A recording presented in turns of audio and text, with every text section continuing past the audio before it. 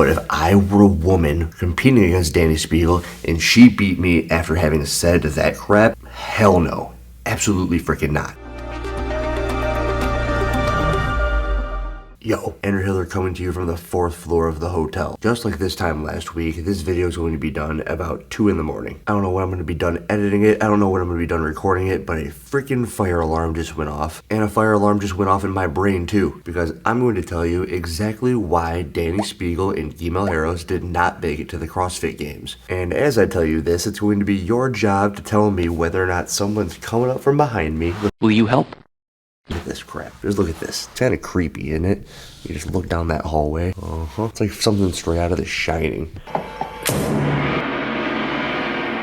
There's just going to be someone who walks up behind me, and it's going to freak me out. It's probably the perfect point for me to tell everybody that I am nothing more than a keen observer of the human nature. I think that I always have been. I think it's actually what made me a decent or good or whatever you want to call me CrossFit coach. Anybody can say, hey, go do 50, 40, 30, 20, 10 of double unders and sit-ups. Oh, someone's coming.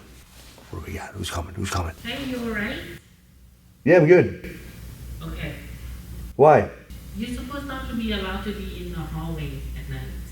You're supposed to be in the room. Supposed to be? Yeah. I don't know if that's a rule. What's the room number? Are you in? 432. Why? You're supposed not to be like laid out or like... Says who? Me? Are you in charge? Yes. Oh, okay. Did somebody call? Mm-hmm. What did they say? They said they noticed a loud noise. So... Well, that was the fire alarm. Hi. So, you said 432, right? Yeah, right there. Oh, okay. Yeah. Nobody called you. Yeah, I just like, because I heard they noticed that they heard a loud noise going on the hallway. Yeah, there was a fire alarm. Yeah. So the alarm's clear. Yeah. So. Nobody called on me, though. I'm being quiet. Oh, okay. Yeah. Because I saw it on the camera, so it's just like, oh, what are you doing? Are you Oh, okay? it's okay. Yeah, I'm making it. I do YouTube videos. So I'm just trying, I mean, my fiance's in there, so I'm being quiet. I'm not bothering anybody. Okay, that's Cool. good. Okay. Yeah, at least you're cool, I'm cool. Okay. Thank you. Mm-hmm.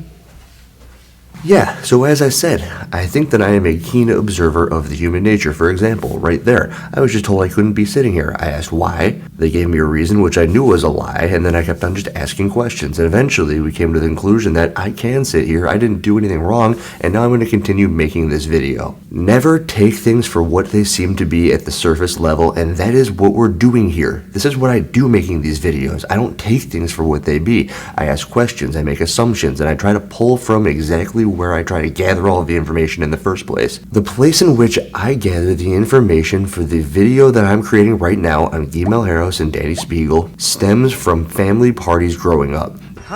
And it comes from my dad. My dad, no matter what the occasion, we would have all of these family parties. And at these family parties, there'd be buffet style food. You show up, we're freaking Polish, so you have your Polish sausage, we'd have pierogies, we'd have sauerkraut, and that entire spiel. We're also from Chicago, so there'd be Italian beef, so you would dip your beef sandwiches in the stuff, you'd make your own. But my dad was always the first one to be getting into that line to get that food. And I didn't know how he did it, and I always admired that of him. And I also wondered what it meant if I was never going to be the one to be first in line. I just didn't care. There was nothing in me that made me realize it was time to eat or listen for my nana and papa to say, okay, food's ready. But it's almost like there was something built into my father to be sure that he was there, first one every single time, there with his plate ready to get served. At the street parking event, same thing happened. I told Alexis this entire story. There's something like 400 people here. It was dinner time. There's a giant line lined up to get food. And I go, Alexis, somehow, some way, my dad would have found the way to be at the front of this line. When it came to the family parties, when you're at the back of the line, maybe you miss out on something like a cool potato concoction that one of our family members made. This wasn't the fact at the street parking event, but it was a thought process that I went through. There's something about my dad that gets him into that position, and there's something about me that makes me not really care what's going to be left at the point in time in which I get there. I know that no matter what, I'm going to live to see another day. I don't care to really miss out on anything. And if anything, I'm just happy that everybody got to eat something that maybe I didn't really need in the first place. Now, this is a really stupid and rambly example about food that you probably didn't care about, and you probably don't know how I'm going to relay this into the two people that you are here to hear about. But I've worked with a lot of people, and while they might not be the caliber of a Dani Speegle or a Guy Malheiros, they're extremely fit. I really only believe that there's 20 or 30 different types of people on this planet, and I've got Dani and Guy pegged into a couple of these buckets.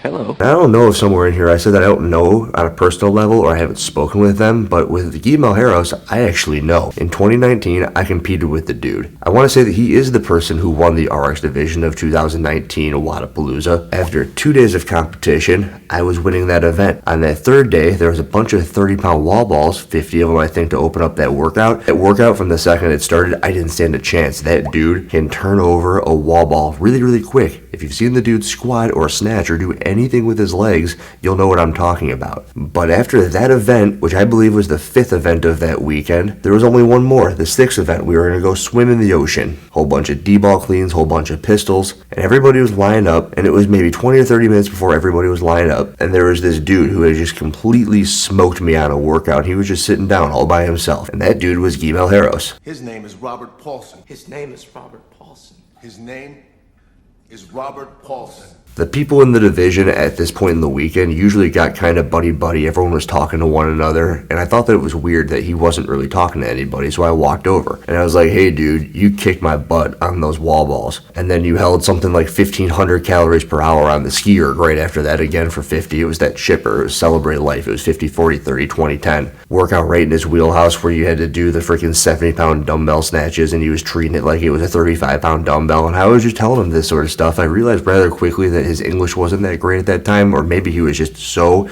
freaking shy. And I just told you that I walked up to a guy who's shy. And have you seen this guy compete at the elite level at the CrossFit games? Does he give off a vibe to you that he's shy? Usually the spotlights are on people after they've done something really, really well. Like he finishes up that sprint event and he's in first place, and he also finishes up a heavy lift and he's in first place. I recently made a video on him, and when I say recently, it's about a year ago at this time, about how his lift on the complex where it was really heavy, it was done in Brazil, did not count. He didn't really like that all that much, so he blocked me. Part of me really thinks that he has no idea that even the two of us competed. And why would he care? Because now he's on to bigger and better things, and I don't blame him. That's cool. Andrew, where are you going with this? Keen observer of the human nature. The dude in 2019 went from somebody that nobody knew who he was. Also in that division was Nick Matthew, and people were talking that guy up left and right. A lot of you guys know who that is too, right? Nick Matthew just qualified for the CrossFit Games, but I'll tell you what, that dude wasn't shy. He was just doing him. He was wearing the crop tops. Guy Malheiros was a 18 or something, maybe 19-year-old kid. I walked up to him, wanted to see what he was up to. He could barely even speak English, and if he did so, he was polite. He was really shy, and there weren't very many words exchanged. But he went from shy to what many of us will look at as one of the cockiest people on the planet. At least on the outside. I don't know if that's who he is. That's the thing. I think that there is an enormous amount of pressure, a word that's been tossed around a lot recently, pressure, to maintain this exterior shell that is Guy Malheiros, the one that he's purveyed to the world. But I don't think that's him. I think that he's super duper lost. I think that Andrew Hiller, the keen observer of human nature, can look at somebody like Guy Malheiros and say, what has become of you? It got to your head. The big, strong dude who's super fast and is maybe going to be the big guy who wins the CrossFit Games from Brazil. It got to you, didn't it? And all of a sudden, you can't perform under pressure. You can't be that person because that isn't who you are. Yes, you're going to be strong, but you're no longer that guy lifting in your garage with that cool boombox in the background that I remember, because that's what I did after the dude whooped my butt on that 5th event at Wadapalooza. I went to check it out. I'm like, who are you? And he was just lifting in his garage with that speaker in the background, really tight corners, and I remember he hit him like a 265 by 3 touch and go snatch, and I thought, this dude is something special. I couldn't believe I didn't know who he was. I also couldn't believe that a dude with this amount of talent was so freaking shy and quiet, no one else knew who he was in our division. He quickly made everybody know exactly who he was, and during that time, I think he lost parts of himself. He got all these followers on Instagram. He blocked people like me who were just trying to be nice on the internet at one point in our lives because I said that a lift didn't count on the internet. Are you kidding me? That's the sort of stuff that when it keeps on getting to your head, it doesn't take very long for you to just no longer perform at a high level. And that is my take on Guy Malheiros. He's got to go back to the basics, remember who he is, and he's got to stop being such a cocky piece of crap. Some people, Conor McGregor, I don't know if it's an act, but I actually think that that's a performance enhancer for him. I think that Guy keeps on trying to be this thing that he isn't, and it just cost him a spot at the games this year. I've seen it before with athletes that I've worked with, and it's like, dude, what are you doing? This isn't you. And when I say, dude, it works for the women as well. So Guy, that's some free coaching advice. But you're also here to hear about Miss Dani Speegle, and this one isn't too far of a stretch of the imagination. That one gave you a little bit of internal experience from myself and my family holidays, a little bit of street parking, knowing about how I look at my dad when he eats at the buffet line, into even hearing about a 2019 interaction with that dude. This one, no interactions with Dani Speegle, because honestly, I don't need them. It doesn't matter! I know way too many people that just let the internet go to their head. Now, Speegle, she's laughing her way all the way to the bank, right? Andrew Hiller's making a video on her. This video's coming off right off of the butt of semifinals. I hope it gets something like 20,000 views. She just spent a weekend in Dubai, which I think was stupid in and of itself. And maybe just right there, we can go hard stop and say that's why she's not going to the CrossFit Games. She did this long freaking flight because there was probably some opportunity out there which just gave her a giant paycheck. And can I blame her? Absolutely freaking not. And also, can I blame her off of the back of what I'm about to say I'm pulling all of this information from? Nope. It actually makes even more sense. 2 months ago, maybe a month ago, Dani Speegle puts out a video with the Buttery Bros. And what does she say? I'll play it up and around here, but the gist of the video is that she's looking to do bigger and better things than CrossFit. I think my goals and aspirations are a little bit bigger than the sport. There was a point of time in her life where she wanted to be on top of the podium, but that's no longer important. But And I used to be someone who was like, my only goal is I want to stand on, the top of the podium at the CrossFit Games.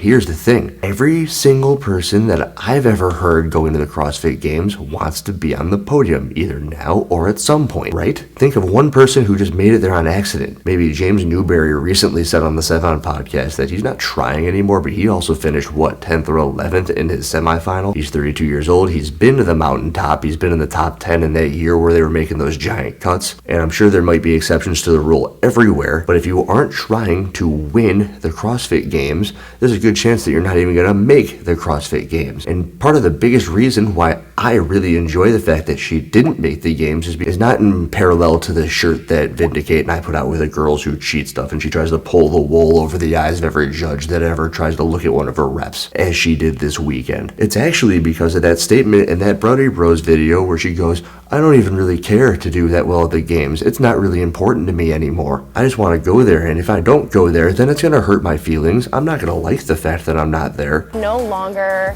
about standing on the podium. I want to compete at a high level. I will be upset if I'm not competitive, but my goals have changed. But there are 39 women who would gladly take your spot just to step foot there, who are putting every ounce of their souls into their training to be on that competition floor. And you think that you can just weasel your little butt into the CrossFit Games because you're Dani Speegle. It's no longer important to you. You have so many skills and talents that have allowed you to do it in the past. And I think that you have worked really hard to get there in a previous life. But when you said that on that video, it was a giant slap in the face to every competitor you're going up against, because what it's telling them is that I'm better than you and I don't even care. What you're telling the entire CrossFit world is that the diet Doesn't matter! You can eat whatever you want, and by doing these things, you can also beat most of the women that are trying their butts off to get to that spot. And you know what? You freaking can't. You see that? You can't do it. Again.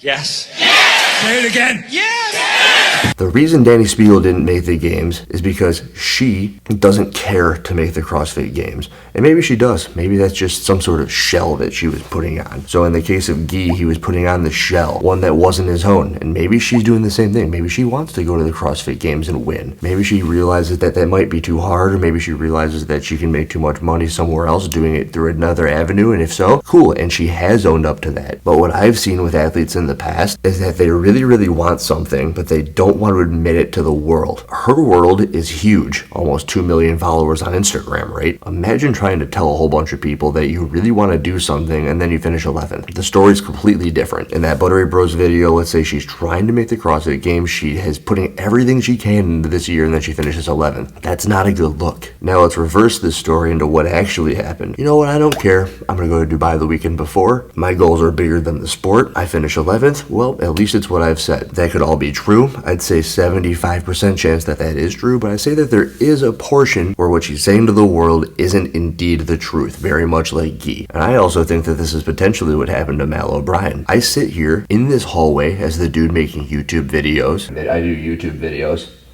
Having met 400 freaking different new people, and with every word that I ever say on this camera, all I want is for whatever that seems to be to you, for me to be to that person as I meet you in person. It might be Andrew Hiller level 10, and on some days you might get Andrew Hiller level 7 or level 8, maybe it's a level 6 Andrew Hiller, but when I stopped competing in the sport of CrossFit, it was just something that I was incredibly at peace with. And it's my question to these people. I actually believe Speegle. She's doing bigger and better things. She's making money hand over fist over in Dubai and doing stuff with the Girls Who Cheat brand. But if I were a woman competing against Dani Speegle and she beat me after having said that crap, hell no.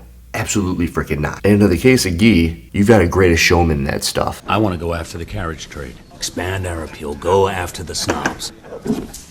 If you only knew how suffocating they are. Right now, you're running around trying to do the opera. You want to impress the big wigs, and that's not who you are. So come join the circus. You clearly have a flair for show business. You're a strong dude out of Brazil who's got a good heart. You're shy at your core, and you gotta just work with your group of people, and you gotta run the freaking circus, because yeah, it's what you are. You're the circus freak. You lift all the heavy weight. You're really quick. You're jacked out of your freaking mind. But when I stop and see you here, I remember who all this was for. Let me know what you think about my opinions. Insert your own opinions in the comment section. And I'm glad that we only had one person walk up to me over the course of this video. Andrew Hiller, out. Please smash that like button, no one touches there, and I'll see you later.